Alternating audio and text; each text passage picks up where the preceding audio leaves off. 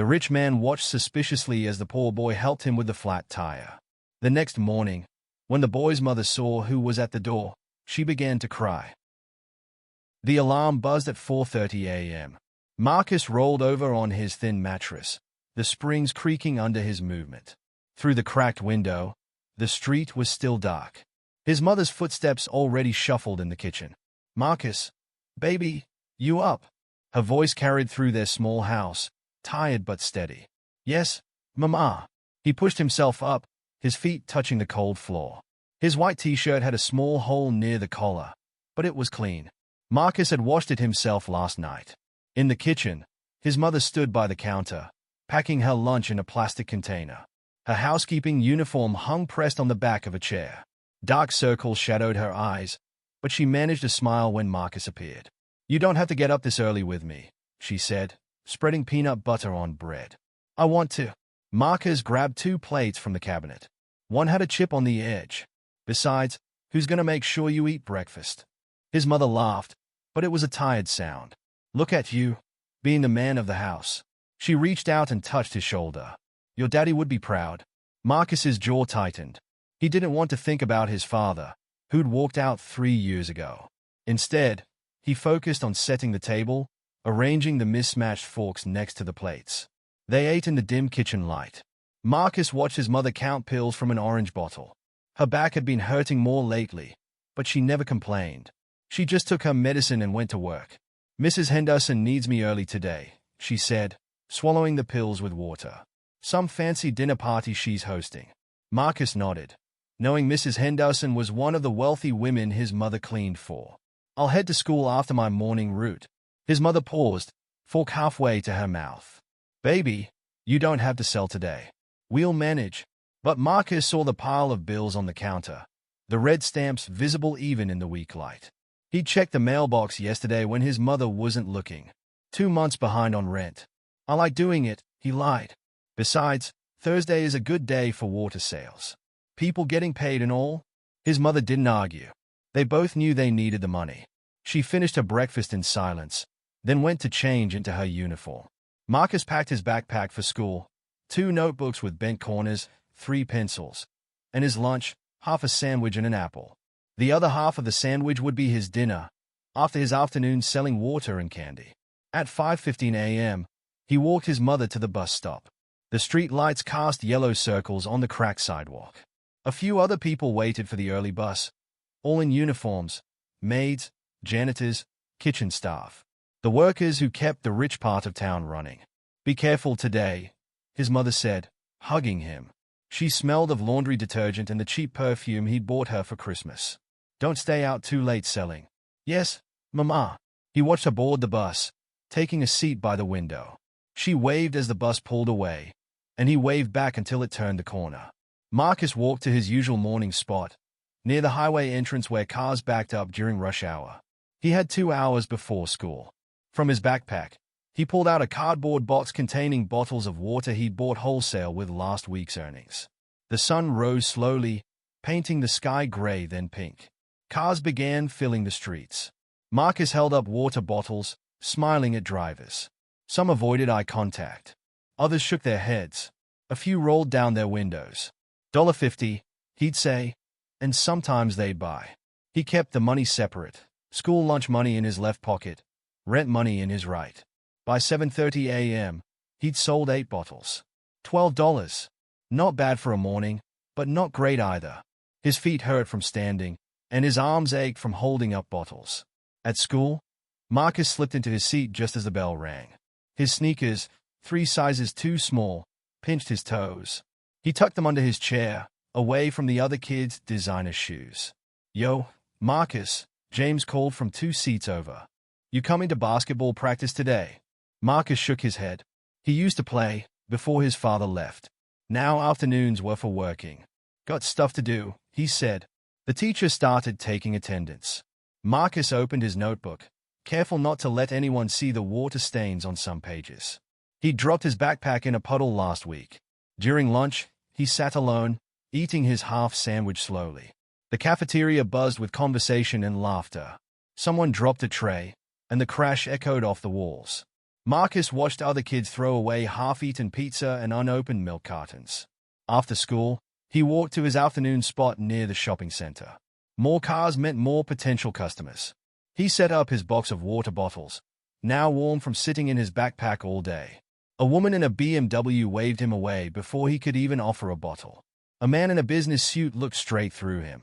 Marcus's feet hurt worse now, and sweat ran down his back. Dark clouds gathered overhead.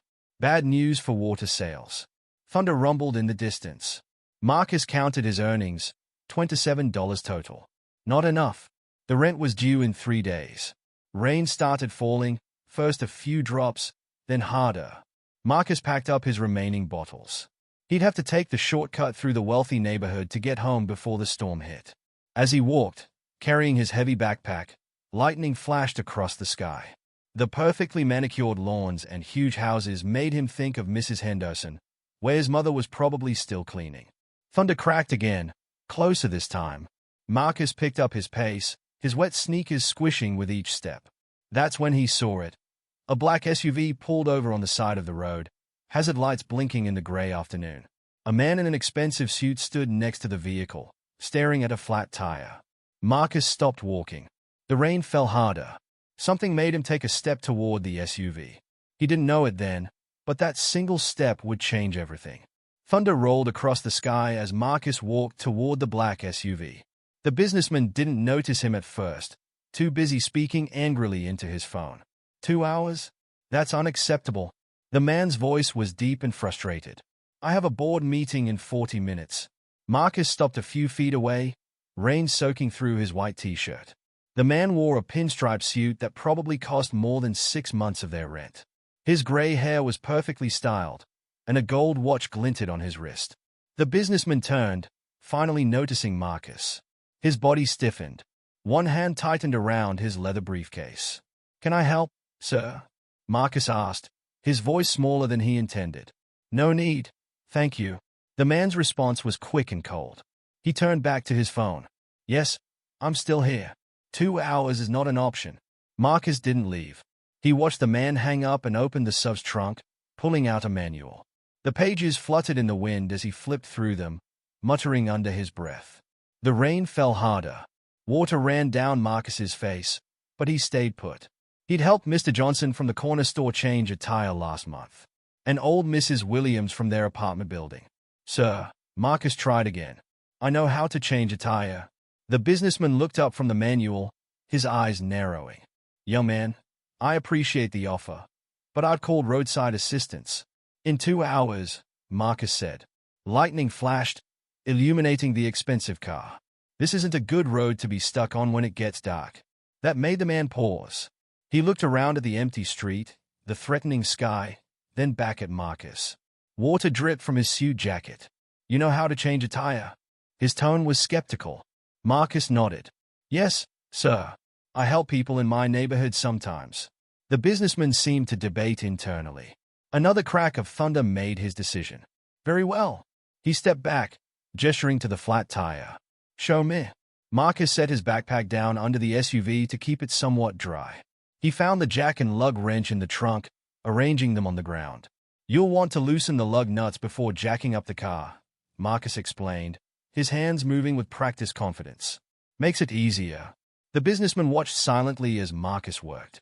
The wrench was bigger than the ones he was used to, but the principle was the same. The first lug nut was tight, requiring all his strength. Careful, the man said sharply when Marcus's hand slipped. But Marcus had already regained his grip. The jack positioned perfectly under the frame, Marcus began raising the vehicle. Rain ran down his arms, making the metal tools slippery. He worked slowly, methodically. Where did you learn this? The businessman asked after a few minutes. My neighbor, Mr. Johnson. He owns the corner store. Marcus grunted as he removed the flat tire. He taught me lots of things after my dad left. He hadn't meant to say that last part. The words had just slipped out.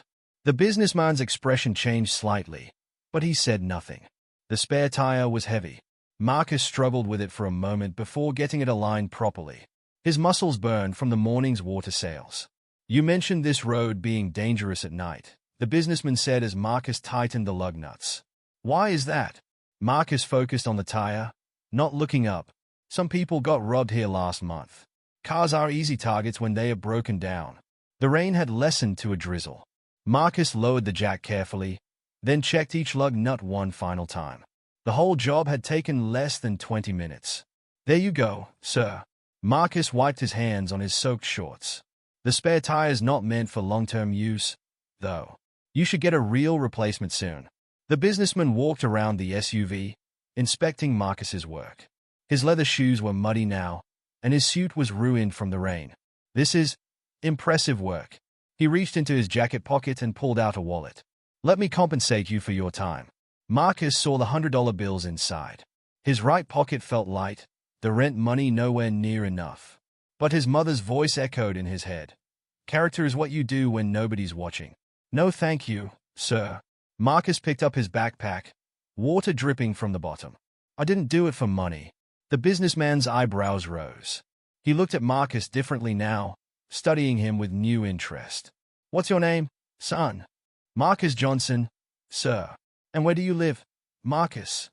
Marcus hesitated. His mother always warned him about giving information to strangers.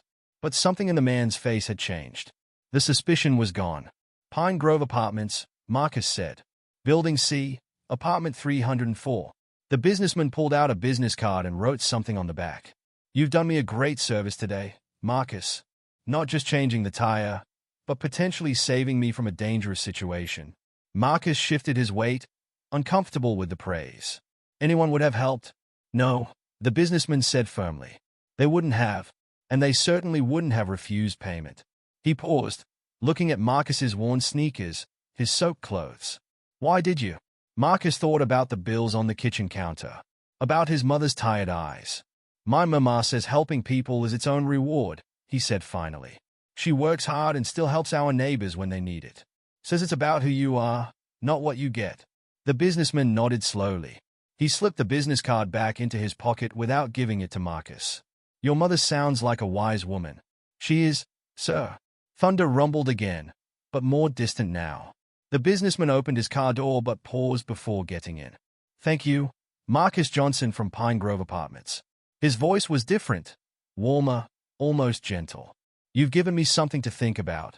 Marcus watched the black SUV pull away, its tires splashing through puddles. The businessman gave a small wave through the window. Then the vehicle turned a corner and disappeared. Adjusting his heavy backpack, Marcus began walking home. The rain had stopped completely now. He thought about the $100 bills in the man's wallet, about the rent due in 3 days. He thought about his mother, who would be home soon, her back aching from a day of cleaning other people's houses. He'd have to heat up the leftover beans for dinner. Maybe tomorrow would be a better day for water sales. Marcus didn't know that the biggest sale of his life had already been made, not with money, but with kindness. He didn't know that his mother's tears tomorrow would be different from her usual tired ones. He just walked home in his squeaking sneakers, leaving wet footprints on the sidewalk that quickly dried in the emerging sun. Water dripped from Marcus's clothes as he climbed the stairs to their third-floor apartment. The elevator had been broken for months. His legs ached from the climb, his wet shoes leaving small puddles on each step. A white paper fluttered on their door. Marcus's heart sank. He recognized the type. Notices always came on white paper. Bills came in white envelopes. Good news didn't come at all. He pulled the notice down before going inside. The apartment was dark and empty. His mother wouldn't be home for another hour. Marcus turned on the kitchen light and read the paper. Eviction notice. Final warning 72 hours to pay full amount or vacate premises. The numbers at the bottom made his stomach twist. 2 months, rent plus late fees. He pulled the money from his right pocket, the rent money he'd been saving. Even with today's sales, they were nowhere close. Marcus changed into dry clothes and spread his wet ones over the shower rod. In the kitchen, he counted all their money again. The bills, the coins, everything they had. Still not enough. He thought about the businessman's wallet. The hundreds he'd seen inside. One of those bills would have covered what they needed. His hands had been right there, doing honest work. Would it have been so wrong to accept payment? The lock clicked. Marcus shoved the money and notice into his pocket. Baby, you home? His mother's voice was strained. In the kitchen, Mama. She appeared in the doorway, still in her housekeeping uniform. Her hair had come loose from its bun, and she held her right hand against her lower back. "You're home early," Marcus said. "Mrs. Henderson let me go after the party set up." She smiled, but it didn't reach her eyes. "My back was giving me trouble." Marcus watched her move slowly to the kitchen chair. "I'll get your medicine." "No, baby, save it. We're running low." And she stopped, noticing his expression. "What's wrong?" Marcus's hand touched the paper in his pocket. He could show her the notice. Tell her about the businessman, the wallet, the choice he'd made. "Nothing, Mama. Just tired." She reached across the table and touched his hand. Her fingers were rough from years of cleaning. "You're a terrible liar, Marcus Johnson. Just like your daddy was." The comparison stung. "I'm nothing like him." His mother's face softened. "You're right. You're nothing like him. You're better." She squeezed his hand. "Now tell me what's bothering you." Marcus pulled out the eviction notice. His mother read it silently, her lips pressing together into a thin line. "I've been saving," he said quickly, "from the water sales. And I can sell more this weekend. Maybe work full days instead of dash." "No." Her voice was firm. "You're not missing school." "But Mama, education is everything, Marcus. It's your way out." She folded the notice carefully, her hands steady. "I'll talk to Mr. Peterson tomorrow. Maybe he'll give us another week." Marcus thought about the businessman again, about the way he'd looked at Marcus's worn shoes, his wet clothes. "Something happened today," he said slowly. "On my way home." His mother listened as he told her about the SUV, the flat tire, the wallet. With each word, the knot in his stomach grew tighter. "I could have taken the money, Mama. He wanted to give it to me. It would have been honest pay for honest work." His mother was quiet for a long moment. Outside, a car alarm went off, then stopped. "Do you remember what I told you when Mrs. Williams offered to pay you for fixing her sink?" Marcus nodded. "That not everything worth doing needs a price tag." "That's right." She stood up slowly, wincing. "And do you remember what happened after?" "She told everyone in the building. Started getting me odd jobs.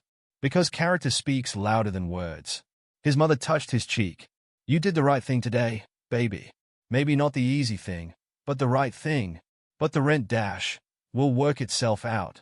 She straightened her uniform. "Now, help me make dinner. These old bones need rest." They heated the beans and shared the last tortillas. His mother took her medicine despite her earlier protest. Marcus watched her hands shake slightly as she held the glass of water. After dinner, he did his homework at the kitchen table while she soaked her feet in warm water. Neither mentioned the eviction notice, but it sat between them like an unwelcome guest.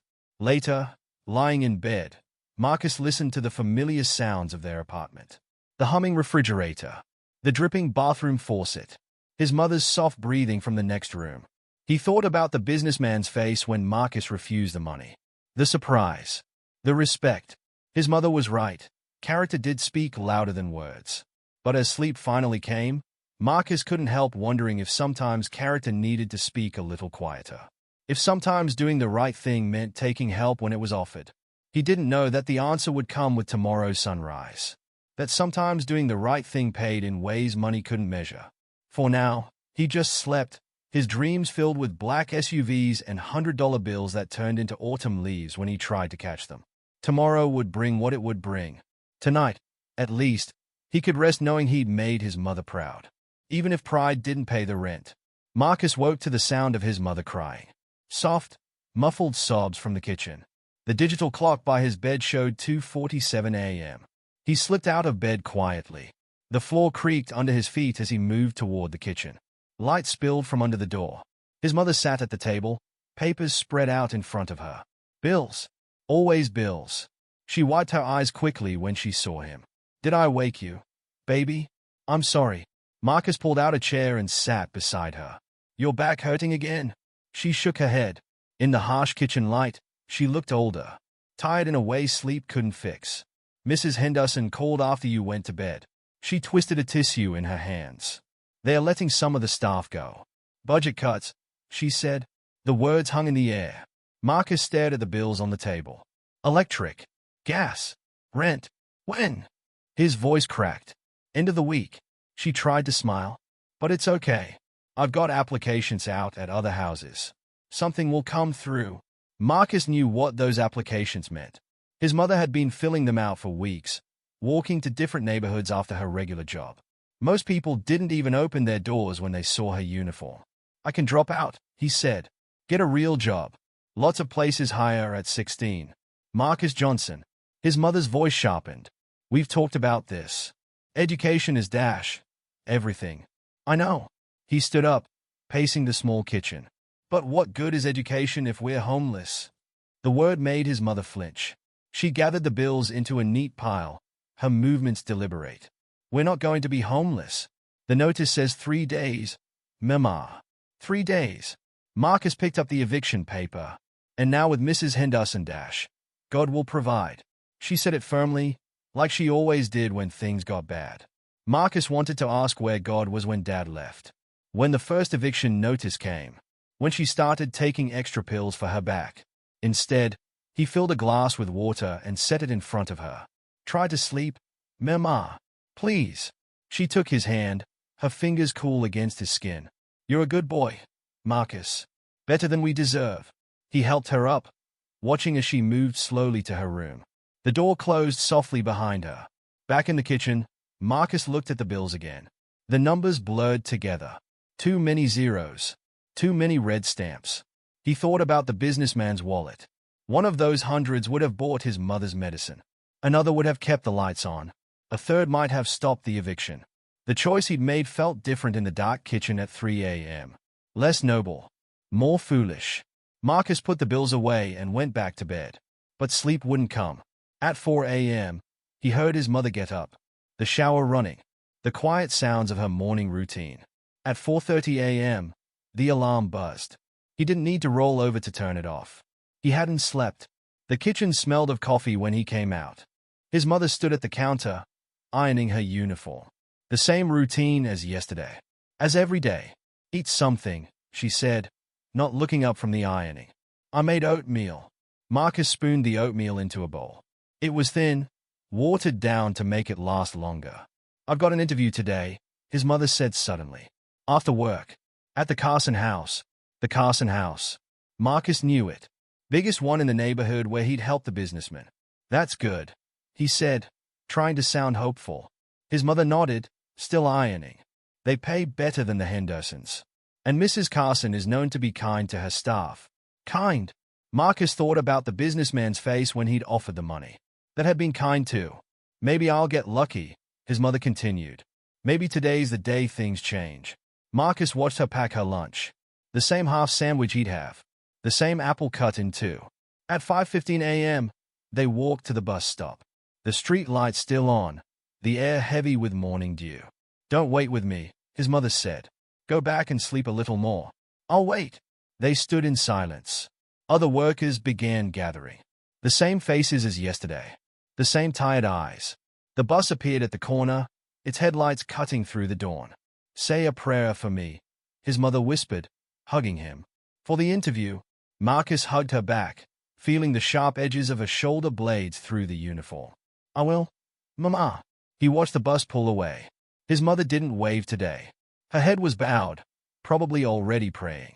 Marcus walked back to their apartment slowly. The sky was starting to lighten, pink edges pushing against the dark. In their kitchen, he looked at the phone number for Mr. Peterson, their landlord. Too early to call. Not that it would matter. Mr. Peterson had been clear about the deadline. Marcus got ready for school mechanically. Brushed his teeth. Packed his bag. The routine felt strange, meaningless against the weight of everything else. At his desk, he counted yesterday's earnings again.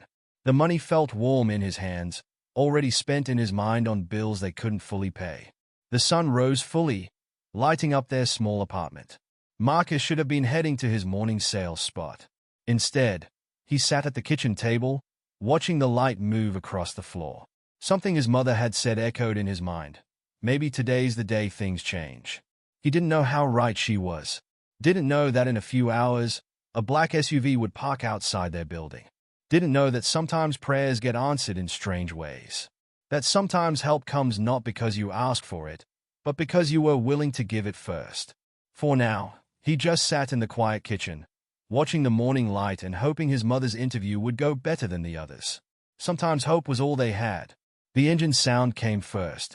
Deep, expensive, out of place in their neighborhood. Marcus had skipped his morning sales route, too tired from the sleepless night. He sat at the kitchen table, staring at college brochures his guidance counselor had given him, dreams that felt more impossible with each passing day. The sound grew louder. Stopped. Right outside their building. Marcus went to the window. The black SUV sat in the parking lot, gleaming in the morning sun. Clean, like yesterday's rain had never happened. His heart started pounding. Heavy footsteps on the stairs. The elevator still broken. Each step closer, measured and deliberate. Marcus looked around their apartment. The worn furniture, the water stains on the ceiling, the pile of bills on the counter. Shame crept up his neck. The footsteps stopped. A knock on their door. Firm. Authoritative. Marcus didn't move. Another knock. He walked to the door slowly, each step feeling like lead. Through the peephole, he saw the businessman. Same expensive suit, different color. Same gold watch catching the hallway light. Marcus's hand shook as he opened the door. Good morning, Marcus. The businessman's voice was exactly as he remembered. Deep, confident. Sir. Marcus stood in the doorway, blocking the view of their apartment. About yesterday, Is your mother home? Marcus shook his head. She's at work. Mrs. Henderson's house. Oh. The businessman adjusted his tie. May I come in? I have something I'd like to discuss. Marcus hesitated. His mother's voice in his head. Never let strangers in when you're alone. But this wasn't a stranger. Not exactly. He stepped aside. The businessman entered, his polished shoes silent on their worn carpet. His eyes took in the apartment, but his expression didn't change. Would you like some water? Marcus asked, remembering his manners. No, thank you. The businessman pulled out a leather portfolio from his briefcase. I've been thinking about our encounter yesterday. Marcus's throat went dry. Sir, if this is about payment, it's not. The businessman sat at their kitchen table, placing the portfolio in front of him. This is about character. He opened the portfolio, revealing documents. Official-looking papers with gold seals. You see, Marcus, I've been in business for 40 years. Built my company from nothing. He straightened the papers. And in all that time, I've learned that character is the rarest commodity in the world. Marcus stood awkwardly by the counter, unsure what to say. Do you know what most people would have done yesterday? Seeing a man in an expensive suit, with an expensive car. Taken the money, Marcus said quietly. Exactly. The businessman leaned back. But you didn't, despite clearly needing it. He gestured at the bills on the counter. Marcus felt his face heat up. I did what was right. Yes. The businessman smiled slightly. Just like your mother taught you. A key turned in the lock. Marcus spun around. His mother stood in the doorway, still in her uniform. Her eyes went wide seeing the businessman. Marcus. Her voice trembled. The businessman stood, extending his hand. I'm Richard Carter, CEO of Carter Industries. Your son helped me yesterday in a rather difficult situation. Marcus's mother didn't move. I don't understand. Marcus? Please. Mr. Carter gestured to the chair. Sit. I have something important to discuss with you both. She moved slowly to the table, her hand clutching her purse. Marcus saw fear in her eyes. The same fear they felt every time someone official came to their door. Mrs. Johnson, Mr. Carter began. Your son showed exceptional character yesterday. The kind of character I look for in my employees. He slid a document across the table. This is a job offer. For you? Marcus's mother stared at the paper. I don't understand. Management position. Full benefits. Including health insurance. Mr. Carter's voice was gentle now. Your son mentioned you have back problems. She touched the document with shaking fingers. But I'm just a housekeeper. You're a woman who raised a son with impeccable values. That tells me everything I need to know about your management capabilities. He pulled out another document. And this is for Marcus. Marcus stepped closer, looking over his mother's shoulder. A full scholarship. His voice cracked. To any college of your choice, when the time comes. Mr. Carter smiled. Consider it an investment in character. Marcus's mother began to cry. Silent tears rolling down her cheeks. Why? She whispered.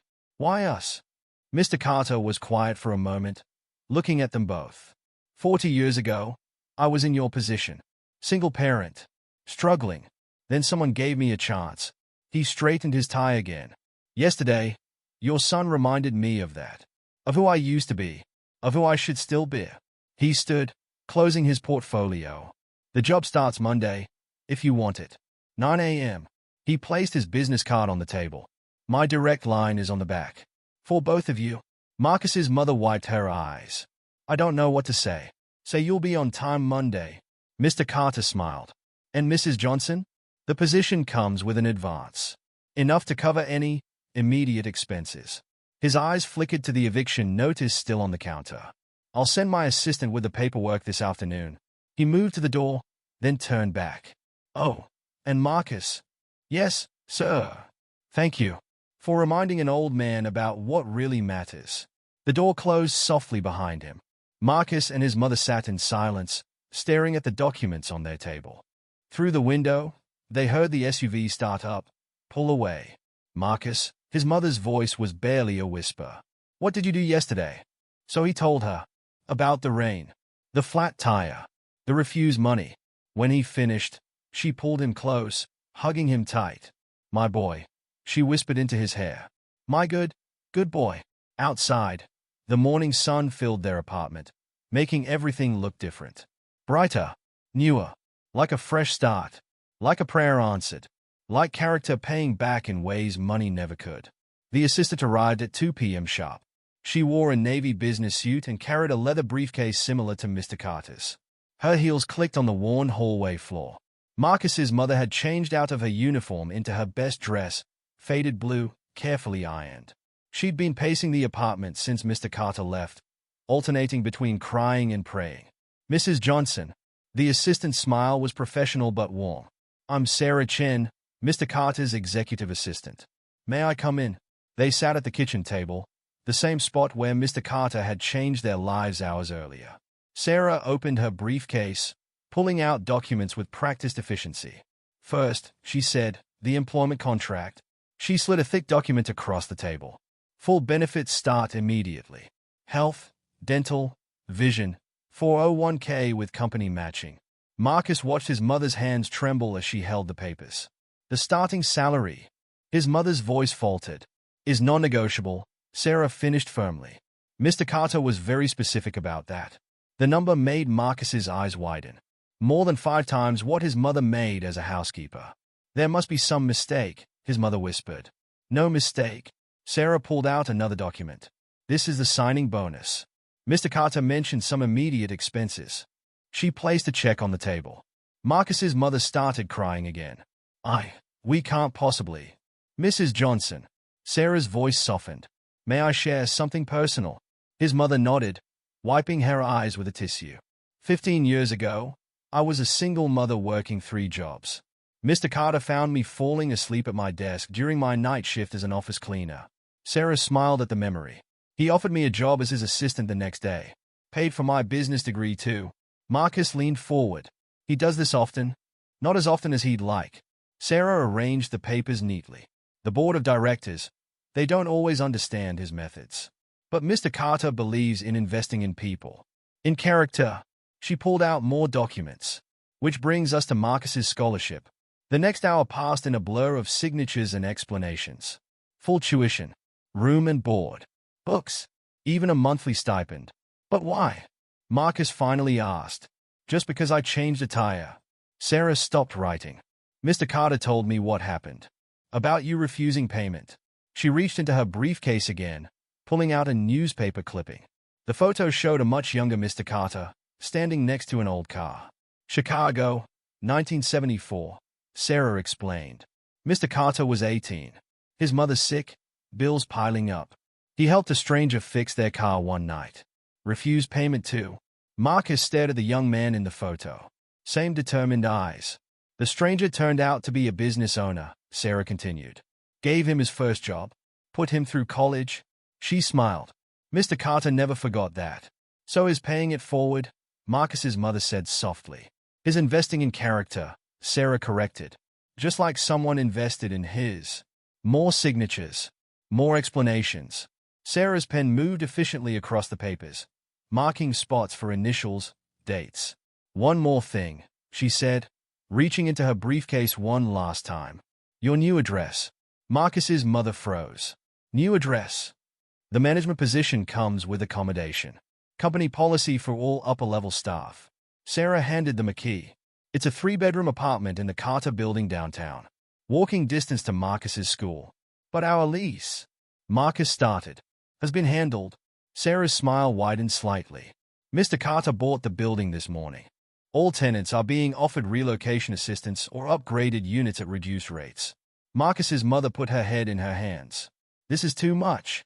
This is just the beginning, Sarah said, standing. A moving company will arrive tomorrow at 9 a.m. Everything's arranged. She packed her briefcase, documents signed and sorted. Mrs. Johnson. Sarah paused at the door. Mr. Carter doesn't make mistakes about people. Ever. After she left, Marcus and his mother sat in silence. The apartment felt different now. Temporary. Like a cocoon they were about to leave. You really just changed his tire? His mother asked finally. Marcus nodded. In the rain. And refused payment. Like you taught me. She reached across the table, taking his hand. Her fingers were still rough from years of cleaning, but they didn't shake anymore. Your daddy walked out because he said we'd never amount to anything. Her voice was steady now. Said we'd always be scratching for pennies. Marcus squeezed her hand. He was wrong. Yes. She smiled through fresh tears. He was wrong about a lot of things. They spent the afternoon packing what little they had. Their few possessions looked small in the boxes the moving company had delivered. We should celebrate, his mother said suddenly. Order pizza. Marcus grinned. They hadn't ordered pizza in over a year. Over pepperoni and cheese. They read through the documents again. Everything still felt unreal. You know what this means? His mother said, watching him eat. You can quit selling water. Focus on school. Marcus thought about his usual spots. The cars that passed him by. The hours in the sun. Maybe, he said slowly, I'll still help people sometimes. Like with their cars. His mother smiled. Like father, like son. Mr. Carter's not my father. No. She touched his cheek. But he saw in you what I've always seen. What your daddy was too blind to see. Later that night, Marcus stood at his window. The same view he'd had for years. The cracked parking lot, the rusty swing set, the flickering street light. Tomorrow they'd wake up here for the last time. Pack their lives into boxes. Drive downtown to their new home. All because he'd helped a stranger in the rain. All because he'd done what his mother taught him. To help without expecting payment. To act with character even when it cost something. Marcus thought about young Mr. Carter in that old photo. Wondered if he'd stood at his window the night his life changed, trying to understand how one small act of kindness could change everything. Somewhere in the city, a black SUV pulled into a garage. A businessman hung up his suit, perhaps thinking about a young boy who reminded him of himself. And in a small apartment, for the first time in years, both Marcus and his mother slept without worry. Tomorrow would bring changes. But tonight, they rested in the knowledge that character, true character, was worth more than gold. Even if it took a flat tire to prove it. The moving truck arrived exactly at 9 a.m. 3 men in uniform efficiently packed their belongings, treating their worn furniture with unexpected care. Marcus's mother stood in her new work clothes, a navy suit Sarah had sent over last night, with shoes that didn't pinch her feet. Her hair was pulled back neatly, her posture already different. Ready? She asked Marcus, who was staring at his empty room. The walls showed patches where posters had hung. The carpet bore dents from furniture that had stood in the same spots for years. By the door, pencil marks tracked his height since they'd moved in. Yeah, he said, but didn't move. His mother touched his shoulder. We can stay a minute longer. They walked through the apartment one last time. The kitchen where they'd shared thousands of meals. The living room where they'd done homework together. The bathroom with a perpetually dripping faucet. Remember when the roof leaked? Marcus asked, pointing at a water stain. We put pots everywhere. His mother laughed. And you tried to fix it yourself. Came down covered in tar. Still got the stain on my old shirt. They stood in the doorway, keys in hand. The apartment looked smaller, empty. Older. Thank you, his mother whispered, not to Marcus, but to the space itself. For sheltering us when we needed it. The drive downtown took 20 minutes. Their new building rose into the sky, all glass and steel. A doorman held the entrance for them. "Welcome to Carter Towers, Mrs. Johnson, Mr. Johnson."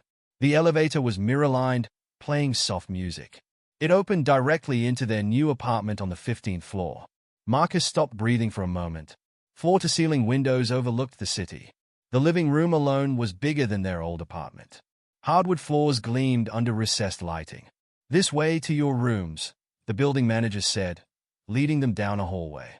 Marcus's room had a desk by the window, a brand-new laptop sitting on it. The bed was twice the size of his old one. Built-in bookshelves lined one wall. "All the amenities are included," the manager explained. "Internet, cable, utilities. The building has a gym, a pool, and a study room. Your key card gives you access to everything." He handed them each a card. "Will you need help unpacking?" Marcus's mother shook her head, still looking stunned. "No, thank you. We can manage." After the manager left, they stood in their new living room, surrounded by boxes that looked even smaller in the large space. "Mama." Marcus's voice was quiet. "Are you okay?" She wiped her eyes. "Just overwhelmed." She straightened her suit jacket. "But we can't stay here all day. We both have places to be."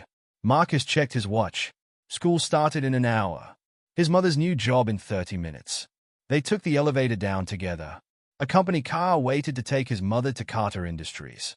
Another was ready to drive Marcus to school. "I can walk," he started to say. "Let them drive you today," his mother said. "Just today." They hugged in the lobby, under the massive crystal chandelier. "You'll do great, Mama." "You too, baby." She touched his cheek. "Remember who we are, where we came from. Always." Marcus watched her car pull away before getting into his.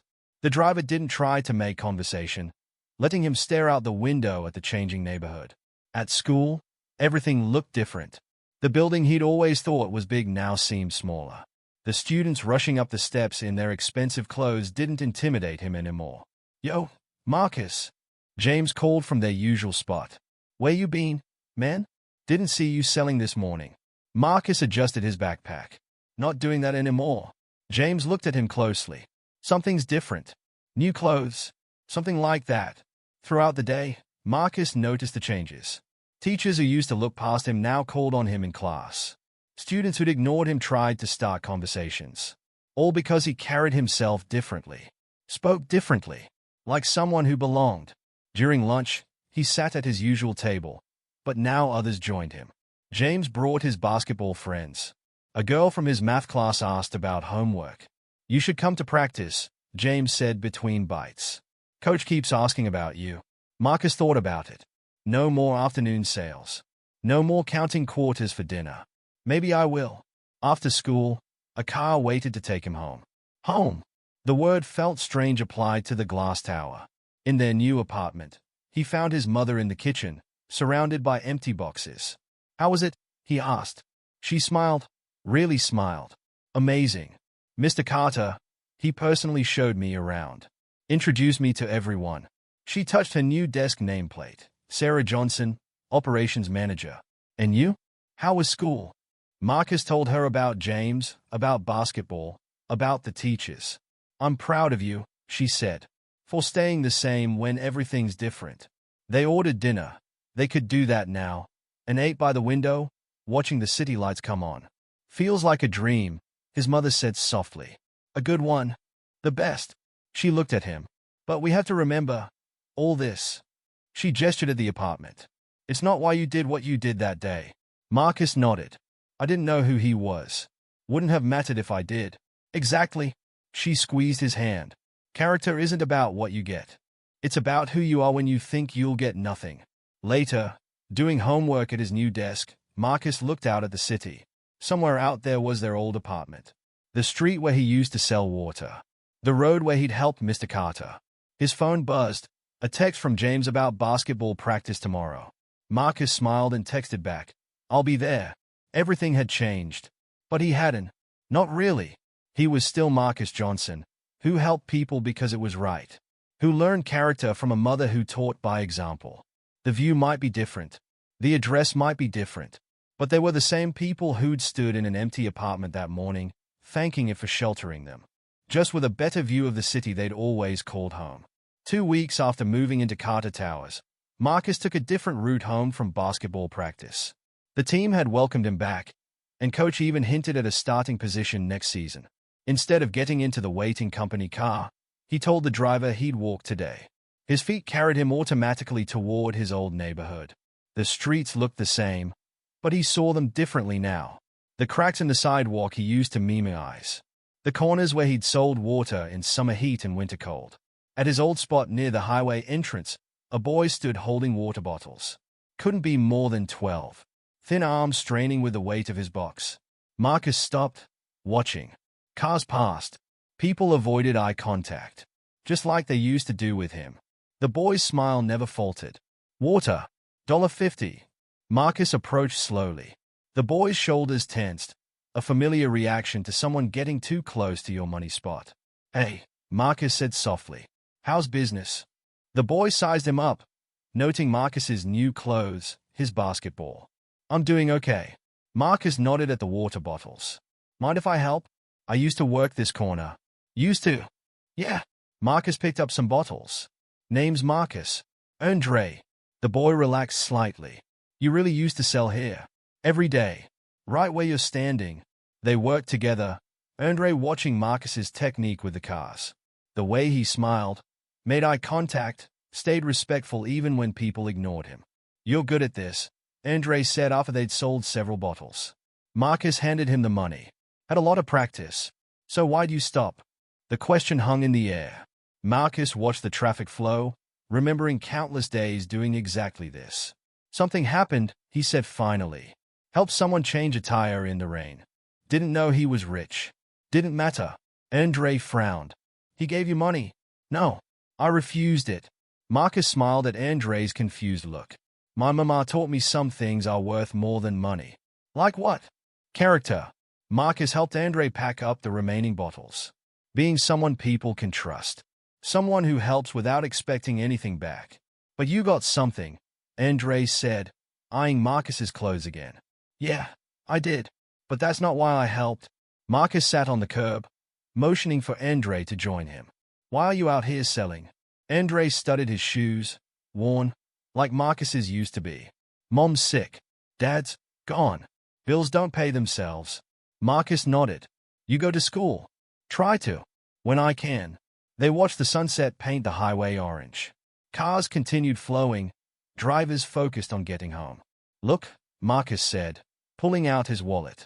He took out a business card, Mr. Carter's. I want you to have this. Andre took it carefully. Why? Because sometimes help comes from strange places. But first, you have to be the kind of person who helps others. Marcus stood, brushing off his pants. Keep selling if you need to. But stay in school. And if you ever need anything, he pointed to the card. Call that number. Tell them Marcus Johnson sent you. Andre stared at the card. Will they really help? Yeah. Marcus smiled. They will. He walked Andre home, a small apartment reminiscent of his old one. Before leaving, he pressed some money into Andre's hand. Not for the water, he said quickly. For believing there's more out there. Walking through his old neighborhood, Marcus called his mother.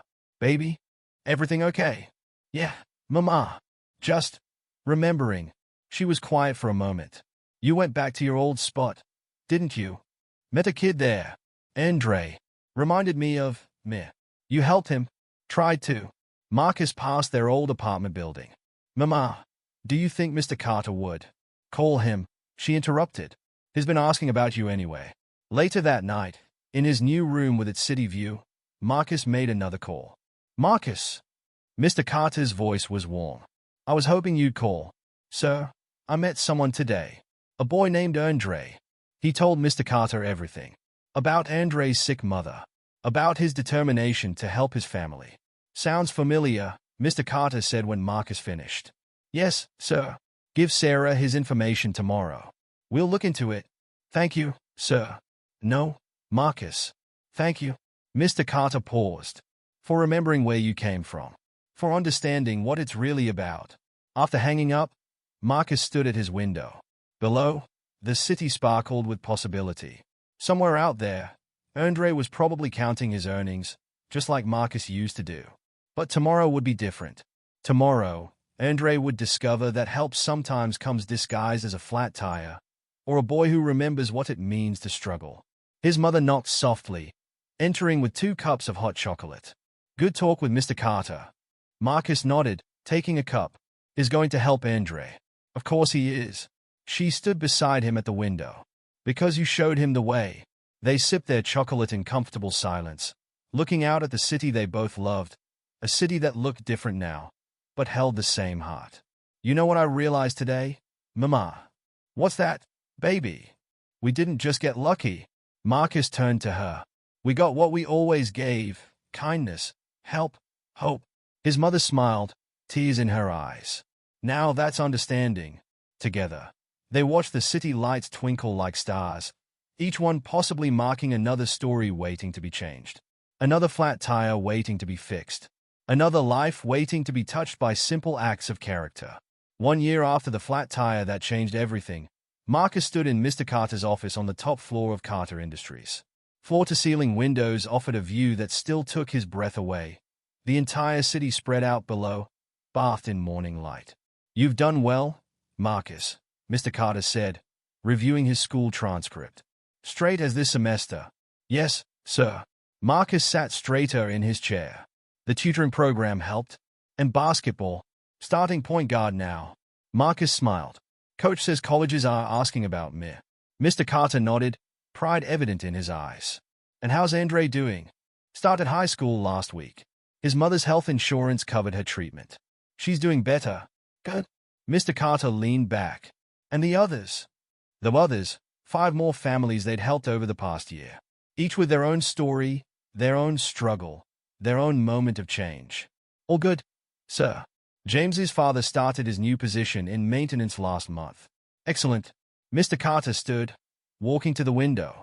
"You know, Marcus, when I helped you that day, I never expected all this." Marcus joined him at the window. "Neither did I, sir." "No, I mean," Mr. Carter turned to him, "I never expected you to turn around and help so many others." Below, the city was waking up. Traffic flowing, people hurrying to work, life moving forward. "I learned from the best," Marcus said. "You and my mother." His mother, now director of community outreach at Carter Industries. Her program had helped dozens of families transition from poverty to possibility. Her story inspired others. Her strength showed them the way. "Speaking of your mother," Mr. Carter checked his watch, "we should head down. The ceremony starts in an hour." The Carter Community Center occupied the ground floor of their apartment building.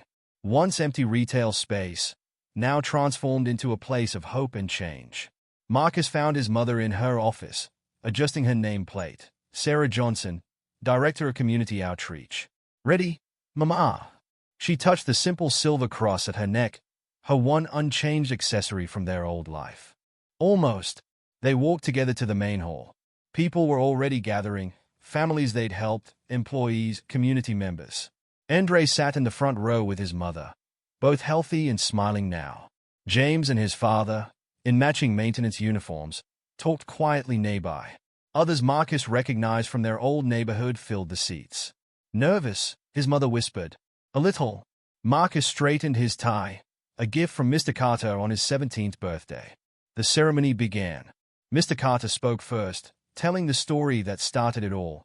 A flat tire, a rainy day, a boy who chose character over cash. Then Marcus's mother took the stage. Her voice, once timid, now filled the room with confidence. "1 year ago, I was a housekeeper struggling to keep a roof over our heads," she began. "Today, I stand before you not just as a success story, but as proof that character builds legacy." She described their journey, the hardships, the choices, the changes. But mostly, she spoke about character. "My son taught me something that day," she said, looking at Marcus. "He taught me that our circumstances don't define our character. Our character defines our circumstances." The new program she announced would help 50 more families over the next year. Jobs, education, housing, a complete support system. But it's not charity, she emphasized. It's investment. Investment in character. When it was Marcus's turn to speak, he felt every eye in the room. But he wasn't nervous anymore. "A year ago, I sold water bottles on street corners," he began. I did it because we needed money. But my mother taught me something more valuable than money. She taught me character. He told them about that rainy day, about refusing payment, about the lessons learned. But the real story isn't about me, he continued. It's about Andre, who now mentors younger kids. About James's father, who helps maintain the homes of elderly residents. About every person in this room who received help and chose to help others. The applause when he finished felt like a wave of hope. Afterward, people lingered, sharing stories, making connections.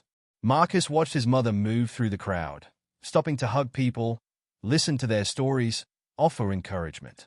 She's amazing, Mr. Carter said, appearing beside him. She always was, Marcus replied. People just couldn't see it before.